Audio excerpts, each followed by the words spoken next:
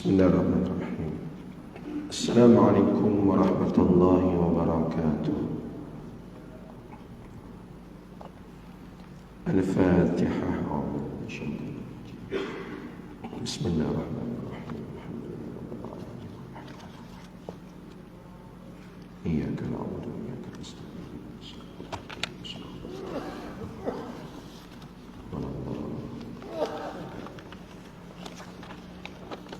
Alhamdulillahi rabbil alamin wa bihi nasta'in ala umuri dunya waddin wal 'aqibatu lil muttaqin wa la 'udwana illa 'alal zalimin wassalatu wassalamu ala asyrafil anbiya'i wal mursalin sayyidina wa habibina Muhammadin wa ala alihi wa ashabihi ajma'in. Subhanaka la ilma lana illa ma 'allamtana innaka antal alimul hakim. Rabbi shrah li sadri wa yassir li amri wahlul 'uqdatam min lisani yafqahu qawli. Rabbi zidna ilma warzuqna fahma. Rabbi yassir wa la tu'assir. Allahumma la sahla illa ma ja'altahu sahla wa anta taj'alul hazna idza syi'ta sahla. Amma ba'd. Qala Allah subhanahu wa ta'ala fi kitabihil karim ba'da a'udzu billahi minasy syaithanir rajim. Inna hadzal qur'ana yahdi lillati hiya aqwam wa yubashshirul mu'minina alladhina ya'maluna as-salihati anna lahum ajran kabira. Shadaqallahul 'azim. Yang berbahagia Tuan Imam, anggota jawatan kuasa Masjid Taman Sisli, adik-adik jemaah muslimin muslimat hadirin rahimakumullah. Alhamdulillah, syukur pada Allah Ta'ala dipanjangkan umur dapat kita hadir ke rumah Allah subuh berjamaah, dan kita ambil ruang masa yang ada ini berada pula dalam majlis ilmu Raudhatul Jannah Taman Syurga. Semoga mendapat rahmah dan barakah daripada Allah Subhanahu wa Ta'ala insya-Allah. Pada tuan-tuan, pada pagi ini kita tengok sambungan pengajian kitab Madza Ya'ni Intimai lil Islam. Apa artinya kita seorang Muslim, apa maknanya kita seorang mukmin di sisi Allah Subhanahu wa Ta'ala. Kitab yang kita baca selama 10 tahun ini dan masuk pada muka surat 163, iaitu masih lagi berkaitan dengan tajuk penggabungan diri kita ataupun penyertaan kita bersama-sama dengan jemaah. Penyertaan diri kita dengan jemaah Islam, dan kehidupan kita ini mestilah diniatkan untuk diinfakkan kepada perjuangan Islam menegakkan agama Allah Subhanahu wa Ta'ala. Jadi sambungan 163 itu ada 2 ayat Quran pada pagi ini yang sama-sama kita boleh tadabburkan sama-sama insya-Allah. Firman Allah Subhanahu wa Ta'ala, A'udzu billahi minasy syaithanir rajim. وَمِنَ النَّاسِ مَنْ يَعْبُدُ اللَّهَ عَلَى حَرْفٍ فَإِنْ أَصَابَهُ خَيْرٌ اطْمَأَنَّ بِهِ وَإِنْ أَصَابَتْهُ فِتْنَةٌ انقلب على وجهه خسر الدنيا والآخرة ذلك هو الخسران المبين. Sadaqallahul 'azim. Apabila berbicara tentang penyertaan kita, terlibatnya kita dengan jemaah Islam, Syekh tuan punya kitab almarhum Allah yarham Dr. Fathi Yakan, beliau menceritakan tentang jenis-jenis ataupun kita kata kategori-kategori orang-orang yang melibatkan diri dengan perjuangan Islam. Ada yang kental, ada yang istiqamah, ada yang memang benar-benar ikhlas. Dan kita doakan semoga Allah masukkan kita dalam kalangan mereka yang betul-betul istiqamah, yang sabat, yang sabar dengan apa sahaja ujian, cabaran, dugaan, yang istiqamah, yang tidak lari, yang tidak berubah pendiriannya. Itu yang disebut pada bulan lepas kita dah baca. Adapun ayat Al-Quran yang disertakan, yang dipetik pada pagi ini oleh penulis kitab ialah berkenaan orang yang berada dalam perjuangan, orang yang berada dalam gerakan Islam ini. Sebahagian kecil ke sebahagian besar, wallahu alam lah, harap-harapnya sebahagian kecil sahaja ada Jangan kata tak ada, memang ada. Kalau tak ada, Allah tak sebut ayat ni. Yang mana mereka ini berjuang bersama-sama dengan orang-orang yang ikhlas ini, mereka ada rasa ragu, mereka ada sifat tak yakin. Sebab tu Allah kata wa minan nas, sebahagian, bukan semua. Ada daripada kalangan an-nas, manusia, may ya'budullaha ala harfin, yang mana mereka ini yang menyembah Allah, yang ia beriman pada Allah, menyembah Allah, ataupun ya'budullah, ibadahnya pada Allah, ala harfin, duduk di tepi-tepi pinggiran semata-mata. Dalam kitab ini, bukan kitab ni, saya sempat rujuk kitab lain, kitab tafsir Ibn Kathir. Dia kata orang yang menyembah Allah seumpama duduk di tepi-tepi, duduk di tepi gaung. Bayang duduk tepi gaung, ada risiko yang besar. Saya bayangkan, saya selalu balik kampung, balik Kelantan, Lebuh Raya Timur Barat. Kalau dibuatnya mengantuk kat situ, silap-silap, jalannya gaung yang dalam tu jatuh, orang tak lepak lah kat situ. Tak, ditolaknya jatuh ke gaung, duduk tepi gaung, risiko untuk jatuh itu mudah. Gambarannya, simboliknya ialah orang yang menyembah Allah dalam keadaan dia duduk di tepi-tepi harfin. Orang yang menyembah Allah dengan berada di pinggiran, makna kata tidak ada keyakinan sepenuhnya kepada Allah. Betul ke Islam ni? Betul ke aku sembah Allah ni? Entah-entah ada lagi agama lain, waliyadzubillah, yang lebih baik daripada ni. Betul ke ni aku sembah Allah Ta'ala ni? Allah Ta'ala tolong buat kita ni. Ada rasa macam tu? Ada ke tak ada? Waliyadzubillah, jangan ada dalam diri kita, tapi kewujudan mereka ini dalam perjuangan Islam memang ada. Sebab tu Allah sebut, dia tidak serah diri kepada Allah sepenuhnya. Tak yakin akan janji Allah, tak yakin akan pahala yang Allah bagi. Sebab tu Allah kata wa minan nas may ya'budullaha ala harfin. Maka dia terfikir, dia letakkan syarat. Lalu Allah kata fa in asabahu khairun, sekiranya dalam perjuangan Islam itu, sekiranya ketika dia menyembah Allah, beribadat kepada Allah, patuh kepada Allah, sekiranya ketika bersama-sama dengan orang-orang lain yang menegakkan agama Allah itu, asabahu khairun, ada khair, ada kebaikan, ada faedah, ada manfaat, ada hasil, menang sesaja. Contoh, berjuang nak menang, memanglah berjuang nak menang, tapi dia nampak benda tu, maka dia, Allah kata itma'anna bih, maka dia rasa tenang. Tetaplah ia dalam keadaan itu. Itma'anna ni kalau kita belajar fardu ain zaman budak-budak dulu, rukun solat. Ingat rukun solat? Berapa banyak rukun solat? Rukun solat ada berapa? 13. Salah satunya apa? Ni kalau saya tanya budak, anak-anak murid saya yang ni dia lupa. Tanya budak darjah 4, saya cikgu sekolah rendah, tanya budak darjah 5, rukun solat dia boleh sebut Al-Fatihah, berdiri, rokok, sujud, apa lagi? Tahiyat akhir, selawat kepada Nabi sallallahu alaihi wasallam. Yang ni dia lupa dah sebut. Tak ingat ustaz. Apa dia? Tamak-ninah. Tamak-ninah. Tamak-ninah. Tamak-ninah tu rukun solat. Maknanya tamak-ninah ni dalam keadaan tenang, tidak gopoh, tidak kelam kabut. Daripada perkataan tamak-ninah, kataan yang Allah sebut dalam ayat ini, itma'anna, yatma'innu, itmi'nan.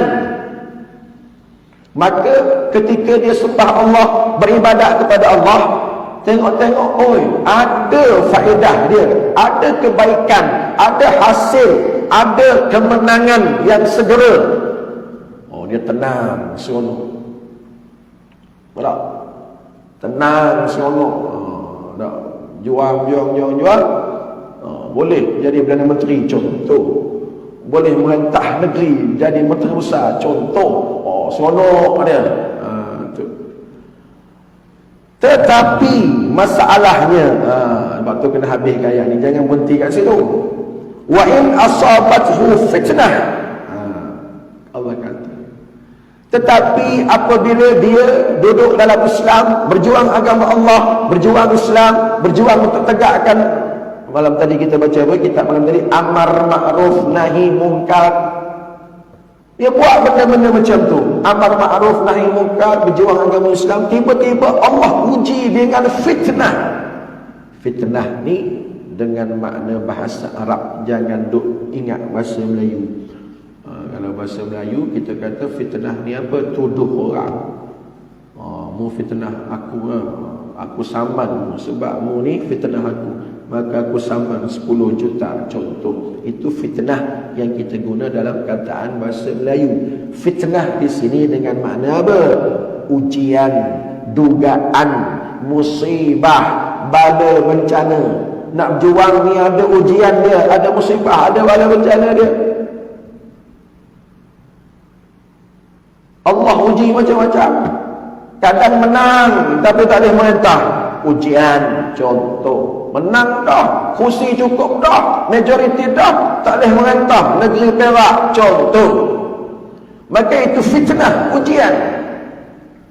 Kita berjuang Islam, orang ubuk kita. Mu jangan berjuang mudah-mudah lah tu, contoh. Bukan nak tukar. Contoh zaman tu lah, zaman ni sekarang tak nak sangat dah. Anak binimu fitnah, sebagaimana antara yang paling awal diuji dengan fitnah ialah seorang wanita. Dalam sirah Nabi sallallahu alaihi wasallam, baca sejarah Nabi sallallahu alaihi wasallam, Allah menguji antara orang yang paling awal dalam masuk Islam, menyembah Allah, beribadah kepada Allah, ditimpa fitnah, ialah seorang wanita tetapi hatinya kental. Siapa tak tahu cerita Sumayyah, keluarga Yasir? Seorang wanita Sumayyah dengan suaminya, dengan anaknya, diuji, sudahnya dicampak ke dalam api ataupun campak kepada air yang mendidih, menyebabkan beliau sekeluarga syahid di sisi Allah Ta'ala. Itu fitnah dia, kafir musyrikin ketika dulu. Zaman hari ini mungkinlah tak ada fitnah macam tu, tapi fitnahnya macam-macam. Orang yang macam ni, kata Allah, asabathu fitnah inqalaba ala wajhihi, maka ia patah balik ke belakang. Dia undur. Inqalaba makna balik, undur. Undur ke belakang makna apa?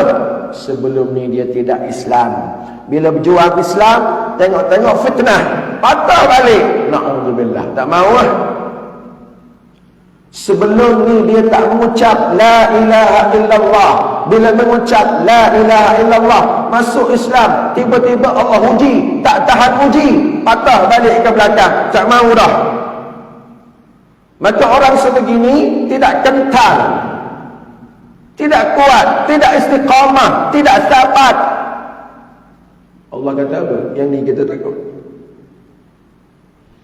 Allah kata khasirat dunia wal akhirah, maka mereka ini rugi dunia akhirat. Allahu akbar, waliyadzubillah. Khasira dalam perkataan khusr. Khasira itu sebagaimana kita baca wal asri innal insana lafi khusrin. Khusrin itu perkataan dengan makna kerugian. Lafi khusr, manusia ni kata Allah, demi masa sesungguhnya manusia dalam khusrin. Innal insana lafi khusr, kerugian. Yang ni khasira, telah rugi. Maka dia telah rugi dunia dan akhirat. Siapa dia hak rugi ni? Orang yang tak yakin, hak duduk di pinggir-pinggir tepi-tepi gaung tadi. Duduk lagi tepi gaung, risiko nak jatuhnya memang tinggilah. Contoh, duduk tepi gaung ala harfi di pinggiran, duduk mengintai-ngintai daripada jauh. Betul ke aku ni? Tak boleh ke aku ni ikut Islam ni, juang Islam ni, demo ni boleh menang ke? Aku dapat apa ni ha? Dapat apa berjuang Islam? Dapat pangkat ke? Dapat kedudukan ke? Dapat jawatan ke? Dapat harta ke? Tak, kita tak yakin dia. Sudahnya apabila Allah uji sikit, jatuh berdegung. Tak, jatuh berdegung. Orang Kelantan kata jatuh berlembung, jatuh tersembam dalam gaung itu. Sebab duduk tepi-tepi tidak ada keyakinan, tidak sepenuhnya. Allah kata khasiran dunia wal akhirah. Mereka ini rugi dunia dan akhirat. Atas dunia rugi, akhirat lagi lah. Bila kata rugi akhirat, wa'iyadzubillah, orang yang rugi di akhirat bukan ahli syurga. Kerana ahli syurga Allah sebut qad aflahal mu'minun, ulaika humul malam tadi, ayat malam tadi. Ayat malam tadi kita baca kitab malam tadi, ummatun yad'una ilal khairi wa ya'muruna bil ma'ruf wa yanhauna 'anil munkar wa ulaika humul muflihun. Lawan dia khasira.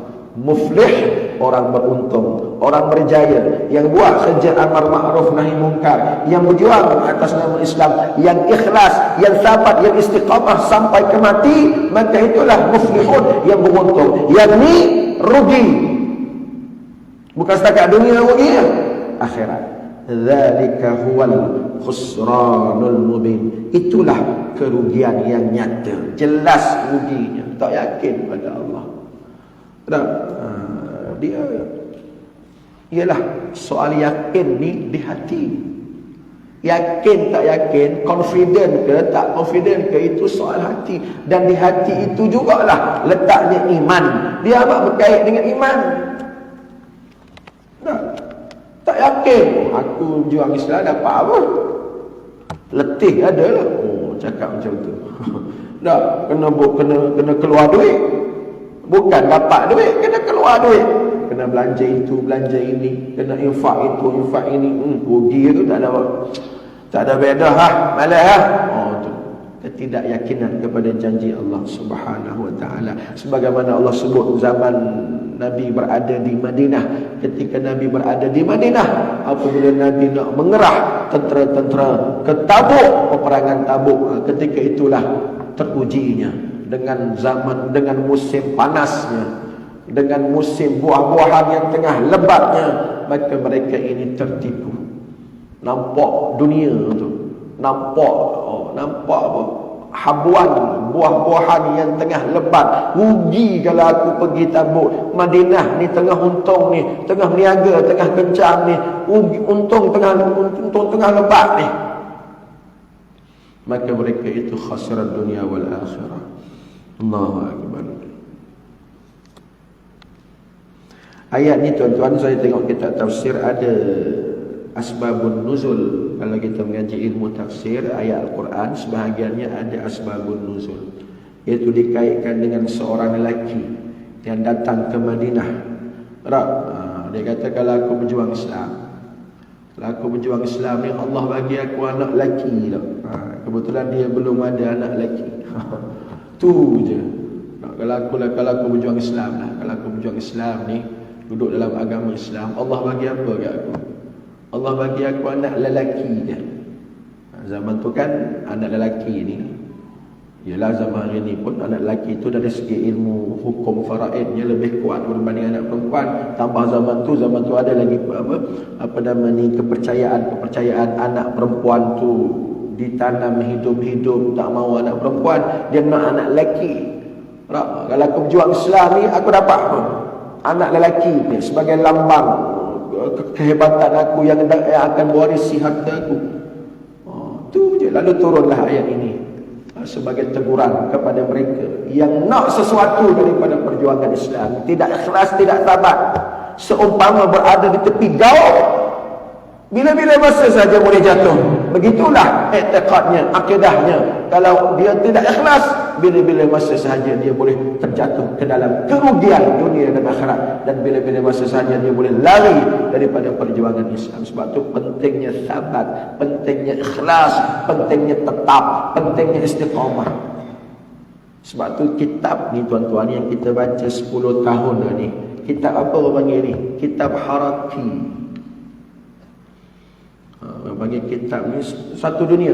Kitab apa? Kitab Dr. Fatih Yakan. Mada ya'ni intima'il Islam. Apa artinya kita mengenal Islam? Kitab apa? Kitab Haraki. Apa makna Haraki?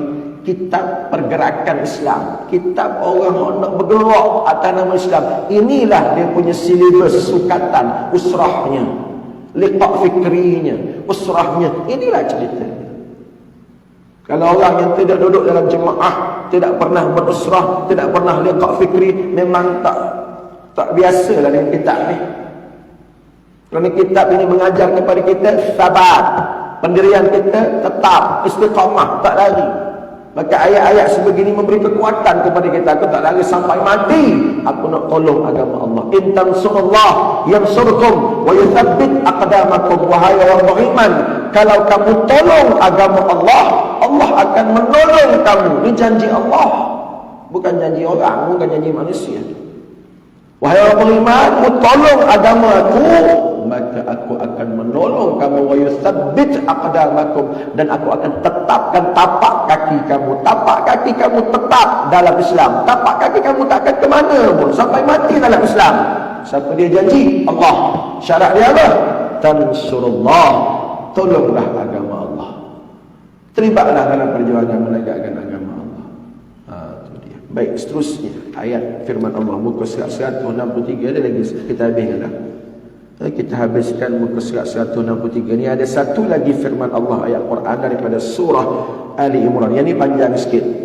Wa ka'ayyin min nabiyyin qatala ma'ahu ribbiyun katsirun fama wahanu lima asabahum fi sabilillah wa ma dha'ufu wa mastakanu wallahu yuhibbus sabirin. وما كان قولهم إلا أن قالوا ربنا اغفر لنا ذنوبنا وإسرافنا في أمرنا وثبت أقدامنا وانصرنا على القوم الكافرين فآتاهم الله ثواب الدنيا وحسن ثواب الآخرة والله يحب المحسنين. صدق الله العظيم. Allah menceritakan sejarah. Ayat ni turun pada Nabi sallallahu alaihi wasallam sebagai motivasi kepada Nabi. Wahai Muhammad, cuba kamu renung semula apa yang berlaku sebelum zaman kamu. Wa ka'ayyin min nabiyyin, ramai mana dah para nabi. Wa ka'ayyin min nabi, ramai nabi-nabi sebelum kamu wahai Muhammad yang berperang. Ayat tentang jihad ni. Ayat berkaitan dengan jihad, nak lawan musuh Allah, nak lawan musuh Islam. Maka Allah kata, wahai Muhammad, sebelummu ramai dah Nabi. Bukan kamu Nabi pertama, dan bukan kamu seorang yang diuji. Ini motivasi kepada Rasulullah sallallahu alaihi wasallam untuk menambahkan semangatnya lagi untuk berjuang, untuk mensabatkan lagi hatinya dalam pergerakan kerja-kerja dakwah, kerja-kerja menegakkan Islam.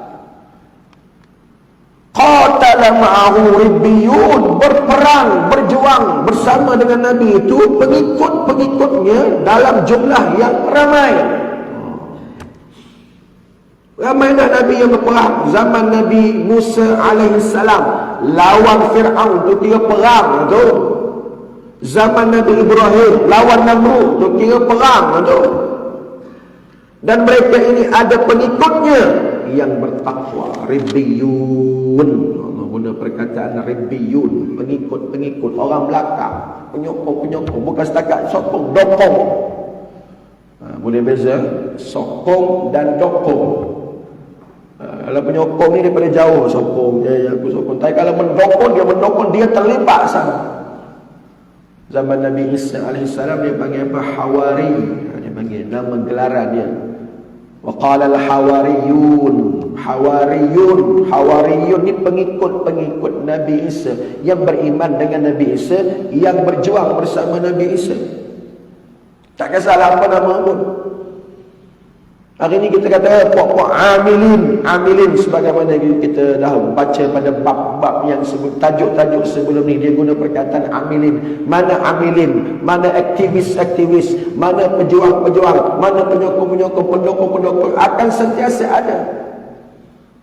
Qatala ma'ahu, berjuang bersama-sama Nabi tersebut. Fama wahanu, dan mereka tidak berasa lemah, Tidak menjadi lemah kerana bencana yang menimpa mereka di jalan Allah. Ni. Jangan lemah, jangan putus asa. Wahanu ni makna letih, lemah. Saya teringat ayat dalam surah Luqman. Allah guna perkataan sama apabila berbicara tentang anak yang sayang pada mak ayah, anak yang patuh pada mak ayah, wajib taat ibu bapa. Kan Allah kata hamalathu ummuhu wahnan ala wahnin. Luqman Al-Hakim dia pesan pada anak dia, wahai anakku, mu kena taat pada Allah. Wahai anakku, taat pada ibu bapa, kerana mak mengandungmu. Ketika mak tu mengandung, ketika ibu mengandung, hamalathu ummuhu wahnan ala wahnin, lemah. Mak mengandung, ibu mengandung ni lemah. Mengandung lagi, nak kena bersalin lagi, nak kena menyusu lagi. Mengandung bukan sehari, bukan seminggu, 9 bulan. Memang letih lah. Wahnan ala wahnin, lemah. Maka perkataan sama Allah kata daripada perkataan wahnan, wahanu. Mereka ini tidak lemah, tidak letih, tidak putus asa, tidak kecewa. Tetap pendirian mereka. Tidak menjadi lemah kerana bencana yang menimpa mereka di jalan Allah. Jangan lemah, jangan kecewa, jangan putus asa. Perak ni cukup kerusi tapi tak boleh merintah. Contoh, jangan lemah, jangan letih, jangan putus asa. Itu ujian. Dan apabila diuji, jangan patah ke belakang macam ayat tadi. Dia kena sabar juga, tidak lesu dan tidak boleh menyerah diri kepada musuh. Wama, mana tadi? Wama ta'ufu, tidak ta'if, tidak lesu. Dia terjemah ta'ufu daripada perkataan ta'if. Ta'if itu dah jadi perkataan Melayu, lemah. Seorang yang da'if, keluarga yang da'if, lemah dia. Kita tengok pun kesian. Sebab apa? Keluarga da'if, lemah. Maka Allah kata wamastakanu, mereka ini tidak tunduk pada orang kafir, tidak menyerah diri, tidak menjual agama kerana dunia. Dalam surah Al-Baqarah banyak Allah sebut orang yang ishtarawul haya'a, mereka itu menjual agamanya. Agama digadaikan, akidah digadaikan, Islam digadaikan. Bila tergadai agama, hilang Islam, hilang akidah, dapat apa? Dapat dunia yang murah. Na'udzubillah. Dapat jawatan yang murah, dapat pangkat, ada dunia yang murah ada. Dan mereka meninggalkan akhirat, menggadaikan akhirat yang lebih mahal daripada dunia. Akhirat ada apa? Syurga lebih mahal daripada dunia. Setakat pangkat kedudukan tu memang murah sangat dah. Sebab tu Allah kata orang-orang yang ishtarawud dhalalata bil huda, dia membeli kesesatan dengan menggadaikan hidayah. Digadainya hidayah, dijualnya agama. Nak beli apa? Nak beli kesesatan. Duduklah dalam kesesatan atas dunia yang sementara ini, dunia yang murah ini, tetapi di akhirat tak dapat apa. Waliyadzubillah. Sebab Allah kata wa mastakanu, mereka itu mereka tidak tunduk kepada musuh, bahkan sentiasa sabar, ikhlas, berjuang, istiqamah melawan para musuh Allah. Wallahu yuhibbus sabirin. Dan Allah tutup ayat ini, Allah kata dan Allah itu suka, sayang, kasih. Allah kasih, Allah sayang, Allah suka, Allah berkenan kepada siapa? As-sabirin. Maknanya orang-orang yang berjuang mesti ada sifat sabar. Maka Allah kata, aku sayang orang sabar. Innallaha ma'a. Ayat lain pula, surah lain pula, innallaha ma'as sabirin. Allah bersama dengan orang yang sabar. Sabar apabila diuji. Sabar ni banyak jenis. Sabar taat pada Allah nak kena sabar. Sabar meninggalkan maksiat pun nak kena sabar. Sabar apabila diuji pun sabar juga. Tak kira dah apa jenis sabar, sekiranya kamu betul-betul sabar, wallahu yuhibbus sabirin. Dan Allah itu bersama dengan orang-orang yang sabar. Jadi kita mohon, ya Allah, masukkanlah aku dalam kalangan yang disebut dalam ayat ini. Ya Allah, masukkanlah aku dalam golongan yang engkau sebutkan dalam ayat ini, orang yang sabar berjuang hingga ke titisan darah terakhir, hingga ke hujung hayat, hingga ke mati. Inilah perjuangan sebenar. Dan Allah kata memang orang tu sabar sungguh, dia tak lemah, dia tak putus asa, dia tak takut pada musuh, dan mereka itu orang yang sabar. Wa ma kana qaulahum illa an qalu. Apa rahsia? Apa rahsia orang yang sabar juang Islam? Yang mana tidak ada pada orang yang tak sabar tadi, yang duduk di tepi-tepi gaung tadi, iaitu orang yang berdamping dengan Allah Ta'ala, orang yang selalu mengadu pada Allah, bermunajat pada Allah. Wa ma kana qaulahum, wa ma kana qaulahum, Allah kata perkataan mereka, seruan mereka, doa mereka, munajat mereka, yang menyebabkan mereka itu sabar, yang menyebabkan mereka itu istiqamah. Kerana apa? Kerana mereka rapat dengan Allah. Bila rapat dengan Allah, mereka menyeru Allah. Doanya apa dia? Rabbana ighfir lana dhunubana wa israfana fi amrina wa thabbit aqdamana wansurna 'alal qaumil kafirin. Kalau boleh hafal ada doa.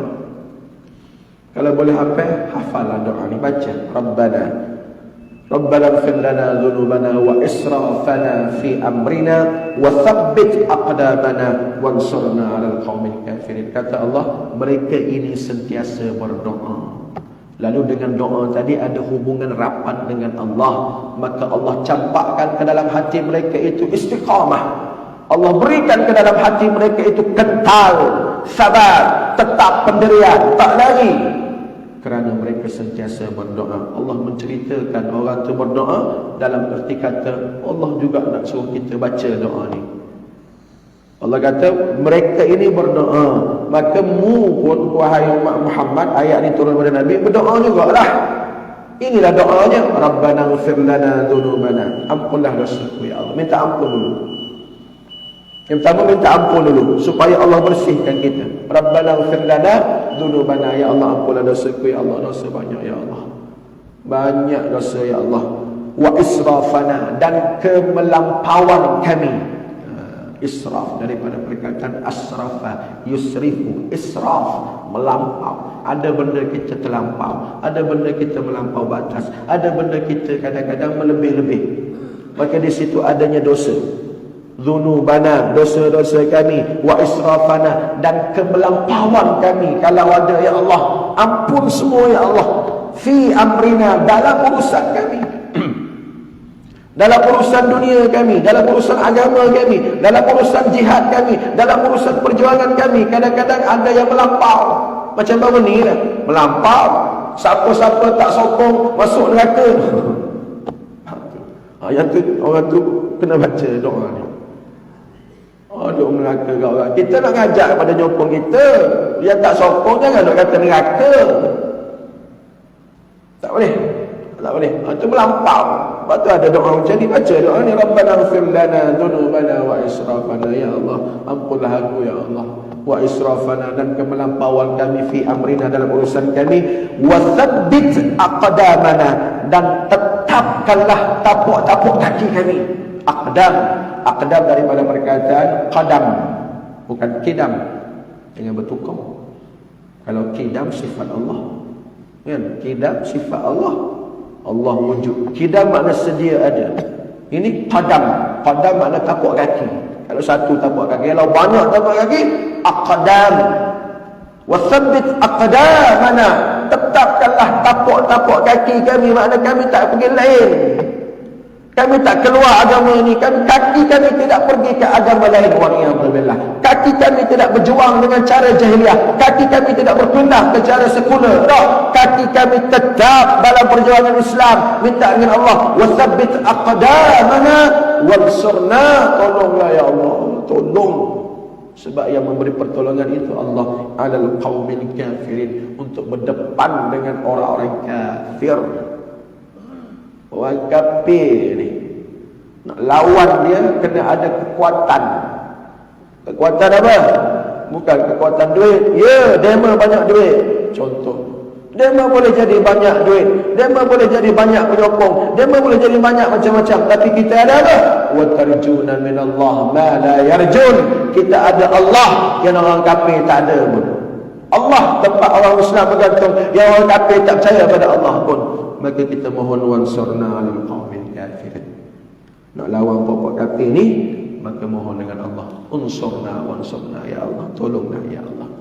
Jadi orang yang ada hubungan rapat dengan Allah, sentiasa berdoa dengan doa-doa sebegini, maka Allah berikan kepada mereka sabar, tetap pendirian. Allah berikan kepada mereka istiqamah, tak lari. Allah berikan kepada mereka sabar, hati yang kental. Walau diuji, walau difitnah, walau macam-macam maki hamun, dia tetap dengan pendiriannya.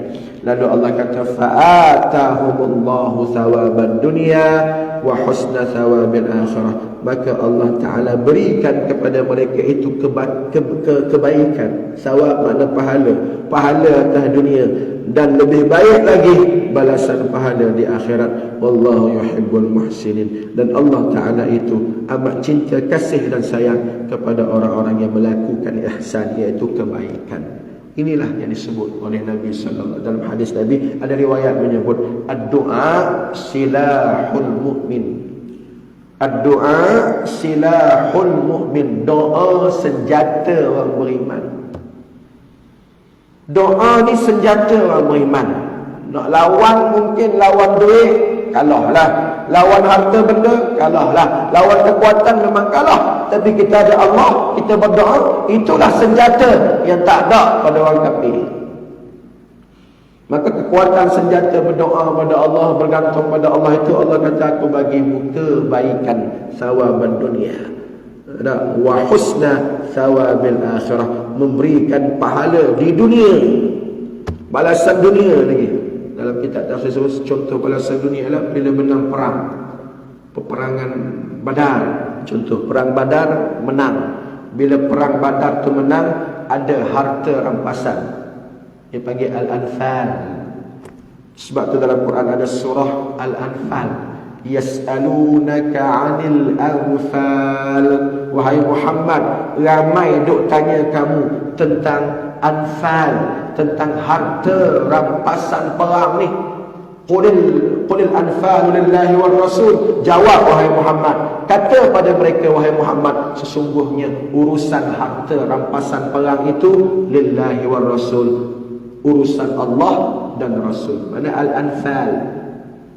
Waktu orang perang zaman Islam dulu, zaman Nabi dulu berperang, tadi adalah perang Badar ke, perang Ahzab ke, perang apa yang menang itu ada urusan anfal ataupun dia panggil al-fai', dan itu adalah hak Rasulullah sallallahu alaihi wasallam untuk membahagikannya. Itu sebut sebagai balasan atas dunia. Ada dah balasan atas dunia, tak? Menang, kemenangan itu balasan atas dunia. Allah bagi menang. Dan juga wa husna thawabil akhirah, dan pahala di akhirat nanti lebih besar daripada dunia lah. Kalau atas dunia ni setakat harta rampasan perang apa jangan pun unta. Akhirat pahala lebih hebat daripada tu lah. Ataupun kita kata syurga yang lebih hebat daripada tu. Wallahu yuhibbul muhsinin. Dan Allah itu cinta, kasih dan sayang kepada orang yang melakukan kebaikan. Kebaikan di sini apa? Kebaikan ini merujuk kepada muhsinin. Muhsinin daripada perkataan ihsan. Ihsan maknanya kebaikan. Kebaikan orang-orang yang berjuang, berjihad bersama dengan agama Islam, pejuang Islam. Maka di situ ada janji Allah, pahala, balasan atas dunia pun Allah balas, dan Allah balas balasan yang lebih hebat di akhirat nanti.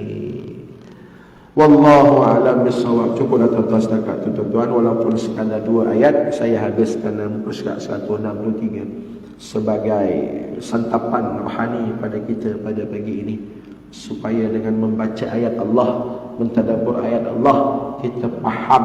Bila kita faham, kita amalkan, dan ada kekuatan pada kita untuk terus berjuang. Semoga matinya kita mati husnul khatimah, dan penghujung hidup kita tetap dalam Islam dan dalam perjuangan. Rabbana, sebagaimana doa tadilah, wa thabbit aqdamana, tetapkanlah tapak kaki kami ya Allah, pendirian kami, perjuangan kami dalam agama, dan semoga Allah menolong kita dalam perjuangan ini. Wallahu alam. Cukup setakat itu. Jadi insya-Allah kita sambung pada pertemuan yang akan datang.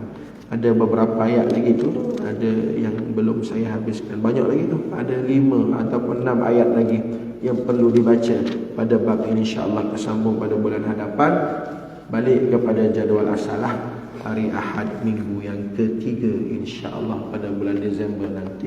Wallahu alam. Aqulu qawli hadza astaghfirullahal azim li wa lakum. Assalamualaikum warahmatullahi wabarakatuh. Bismillahirrahmanirrahim. Alhamdulillah wassalatu wassalamu ala Rasulillah wa ala alihi wa ashabihi wa man walah. Allahumma ij'al jam'ana hadza jam'an marhuma وتفرقنا من بعده تفرقا معصوما. اللهم اجعلنا من الذين يستمعون القول فيتبعون حسنه.